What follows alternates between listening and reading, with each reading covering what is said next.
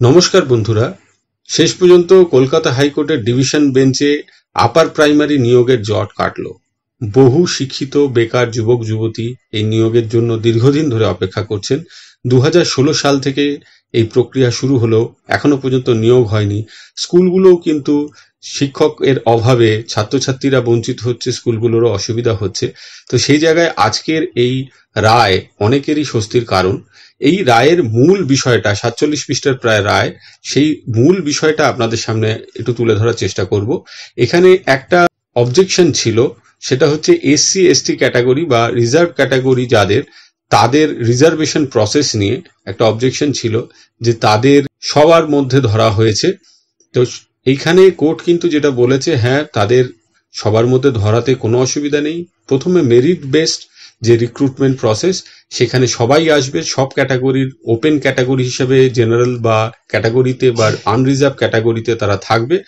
তারপরে যারা ওই লিস্টের বাইরে এসসি এসটি ওবিসি, তারা সেই রিক্রুটমেন্ট প্রসেসে যুক্ত হতে পারবে। তো এই জায়গাটা কিন্তু কোর্ট আজকে পরিষ্কার করে দিয়েছে। আরেকটি যে দাবি ছিল যে আরো বেশি ভ্যাকেন্সিতে, কারণ সময় বেড়েছে, ভ্যাকেন্সি বেড়েছে, সেই ভ্যাকেন্সিতে রিক্রুটমেন্টের জায়গাটাও খুব ভালো করে পরিষ্কার করে দিয়েছে যে না, এটা পারমিসিবল নয়, ইম্পারমিসিবল ইন ল, এর অনুমতি দেওয়া যাবে না। যে ভ্যাকেন্সিগুলো ছিল তার ভিত্তিতেই নিয়োগ হবে, ভ্যাকেন্সির নাম্বার কিন্তু বাড়বে না, সেগুলো পরবর্তী রিক্রুটমেন্ট প্রসেসে যাবে। এক্ষেত্রে মোট যে ভ্যাকেন্সি ছিল 11 নভেম্বর 2019-এ 14,339টি, excluding 10% vacancy reserve for para teacher, অর্থাৎ এর বাইরে রয়েছে আরো 10% ভ্যাকেন্সি যেখানে প্যারা টিচারদেরই কেবলমাত্র নিয়োগ হবে। তো এই 14,339টি ভ্যাকেন্সিতেই রিক্রুটমেন্ট করতে হবে এসএসসি কে।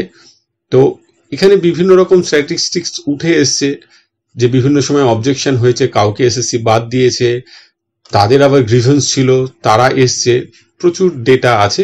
মূল যে বিষয়টা কোর্ট মনে করেছে যে ইন্টারভিউ হয়ে যাওয়ার পর, পার্সোনালিটি টেস্টের পর এসএসসি যে নতুন করে সবার টেট মার্কস ভেরিফিকেশন করতে গেছে, সেটা সঠিক হয়নি, সেটা নিয়ম অনুযায়ী হয়নি।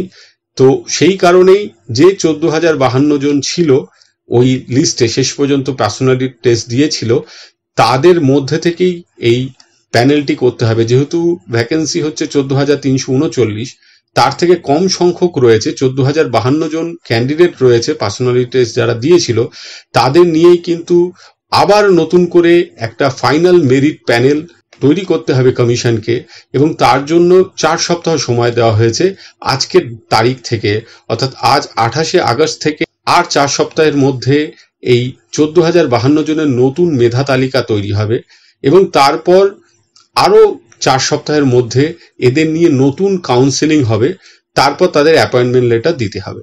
তো এই যে পুরো বিষয়টি দাঁড়ালো, এর ফলে যেটা হলো 14,052 জন রিক্রুটমেন্ট পাবে। যাদের কমিশন বাদ দিয়েছিল টেট নাম্বার চেক করে, তারা কেউ বাদ যাচ্ছেন না, 14,052 জনই রিক্রুটমেন্ট পাবেন।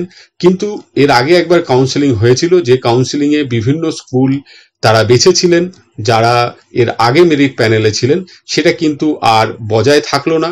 ফলে নতুন করে মেরিট প্যানেল হওয়ার পর আবার স্কুলগুলোতে যে ভ্যাকেন্সি বা শূন্য পদ আছে, তার ভিত্তিতে বিভিন্ন বিষয়ের শিক্ষক শিক্ষিকা যারা হতে চলেছেন আগামী দিনে, যারা এই রিক্রুটমেন্ট পাবেন, তাদের কিন্তু নতুন করে স্কুল বাছাই করতে হবে।